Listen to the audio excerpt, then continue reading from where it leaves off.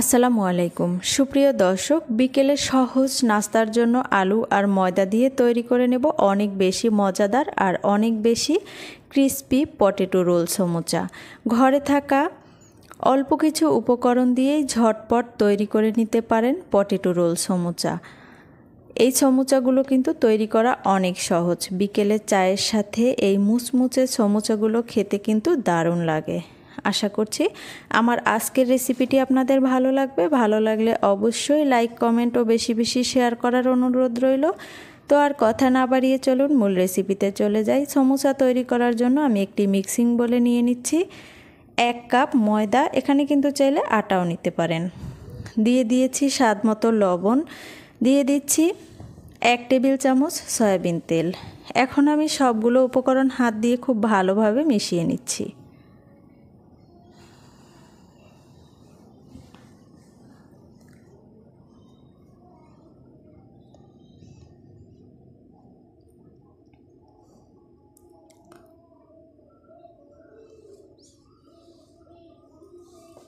মিশিয়ে নেওয়া হয়ে গেছে। এ পর্যায়ে আমি নর্মাল তাপমাত্রার অল্প অল্প পানি দিয়ে একটি ডো তৈরি করে নেব। এখানে নর্মাল তাপমাত্রার পানি নিলেই হবে। আমার ডোটা কিন্তু রেডি। এবার আমি একটি র্যাপিং পেপার দিয়ে এভাবে র্যাপ করে নিচ্ছি। আপনারা কিন্তু যে কোনো নর্মাল ঢাকনা দিয়ে ঢেকে নিতে পারেন অথবা ভেজা টাওয়াল দিয়েও ঢেকে নিতে পারেন। একটি সাইডে সরিয়ে রাখছি। এবার আমি এই সমুচার পুরটা তৈরি করে নেব। এর জন্য আমি একটি বাটিতে নিয়ে নিয়েছি বড় সাইজের একটু আলু, এভাবে কেটে সিদ্ধ করে নিয়েছি। এবার আমি কাঁটা চামচ দিয়ে ম্যাশ করে নিচ্ছি।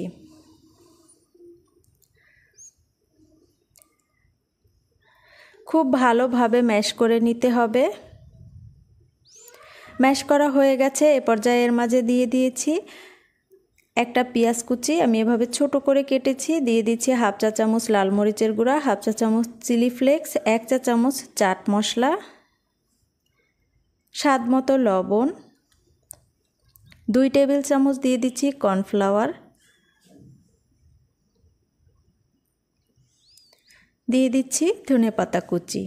এখন আমি সবগুলো উপকরণ হাত দিয়ে খুব ভালোভাবে মিশিয়ে নেব।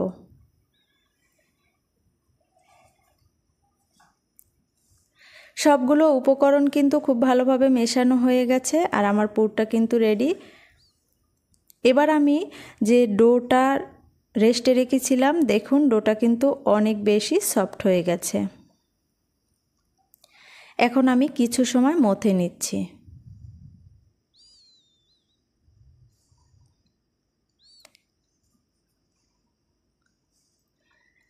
কিছু সময় মথে নেওয়া হয়ে গেছে। এখন আমি এটাকে এভাবে একটা রোলের শেপ দিয়ে আমি এই ডোটাকে 2টি ভাগ করে নিচ্ছি।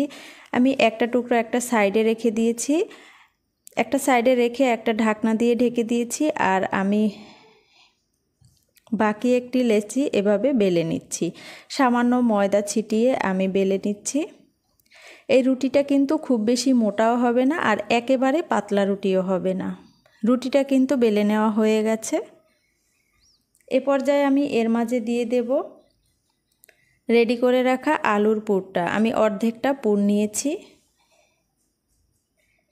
এখন আমি এই রুটির মাঝে ছড়িয়ে নিচ্ছি আর রুটির মাঝখানে কিন্তু এই মাঝ বরাবরে একটু জায়গা ফাঁকা রাখতে হবে। আপনারা কিন্তু এই জায়গাটা এভাবে একটা গ্লাস অথবা কাপ কিংবা ছোট বাটি দিয়েও এভাবে বাটিটা দিয়ে তারপরে চারপাশে কিন্তু এই আলুর পুরটা ছড়িয়ে দিতে পারেন, তাতে কিন্তু কাজটা সহজ হবে।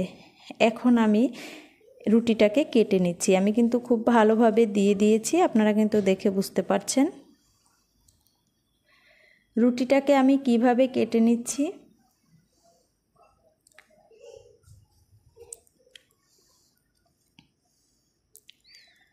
রুটিটা কেটে নেওয়া হয়ে গেছে। এবার আমি সমুচাগুলো তৈরি করে নেব। আমি ছোট ছোট রোল তৈরি করে নেব আর এটা তৈরি করা কিন্তু অনেক বেশি সহজ, আপনারা দেখেই বুঝতে পারবেন। দেখুন আমার একটা রোল সমুচা তৈরি করা হয়ে গেছে। আমি একে একে সবগুলো সমুচাই একইভাবে তৈরি করে নেব। আর এই নাস্তাটা কিন্তু তৈরি করা অনেক বেশি সহজ আর খেতেও কিন্তু হয় দারুণ।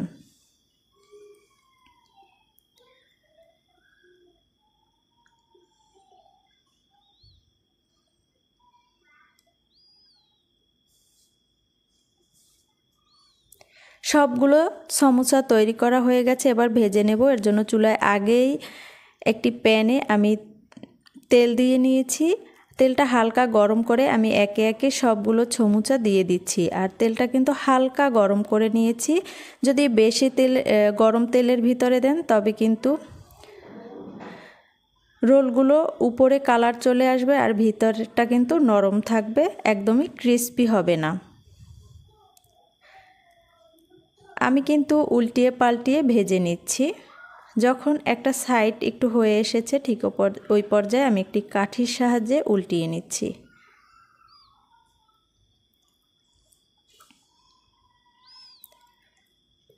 একটু সময় নিয়ে ভেজে নিতে হবে, তবে কিন্তু উপরটা অনেক বেশি ক্রিস্পি হবে আর খেতেও হবে অনেক বেশি মজার। দেখুন সুন্দর একটি কালার চলে এসেছে।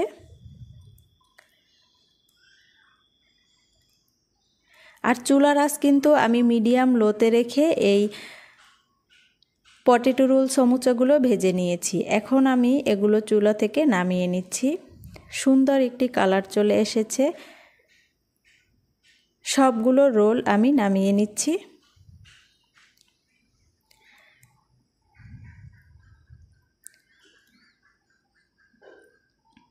চুলার আঁচ কমিয়ে ভাজলে এই রোলগুলো অনেক বেশি ক্রিস্পি হবে আর খেতেও হবে অনেক বেশি মজার। সবগুলো রোল ভেজে নেওয়া হয়ে গেছে। এটা কিন্তু অনেক বেশি ক্রিস্পি হয়েছে। আমি একটি ভেঙে শেয়ার করছি। আশা করছি আজকের রেসিপিটি আপনাদের ভালো লেগেছে। ভালো লাগলে অবশ্যই পেজটি ফলো, চ্যানেলটি সাবস্ক্রাইব করে চ্যানেলের সাথেই থাকার অনুরোধ রইল। সবাই ভালো থাকবেন, সুস্থ থাকবেন। আজ এখানেই বিদায় নিচ্ছি। আল্লাহ হাফেজ।